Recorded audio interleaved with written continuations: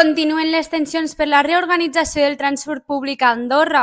D'una banda, els veïns d'Ordino han aconseguit que la línia L6 torni a incloure una parada a l'Hospital Nostra Senyora de Meritxell. La decisió s'ha pres després que la gent gran de la parròquia traslladés el seu malestar al govern. Asseguren que l'eliminació de la parada dificultava molt els desplaçaments habituals, especialment per a qui té mobilitat reduïda. Ara, la nova parada s'ubicarà a prop de la zona de la Dama de Gel i es preveu que entri en funcionament durant el mes d'agost. Tot i això, encara queda pendent recuperar la parada de l'Auditori Nacional, un punt clau amb escoles, serveis mèdics i culturals. D'altra banda, a Escaldes-Engordany, la supressió de la línia circular i la parada a l'Avinguda del Pessebre ha provocat queixes veïnals. Els residents denuncien manca d'informació, desconnexió del barri i que la nova ruta no cobreix realment les necessitats de la zona. El govern respon que la parada només suposa un 2% de l'ús setmanal i que l'ajust s'ha fet en base a dades. Tot i això, els veïns critiquen que la solució actual no és suficient. Així doncs, tot i els ajustos puntuals, el nou model de transport públic continua generant crítiques i peticions de millora. I tu, creus que aquests canvis han estat encertats? Segueix-nos per estar al dia de tot el que passa.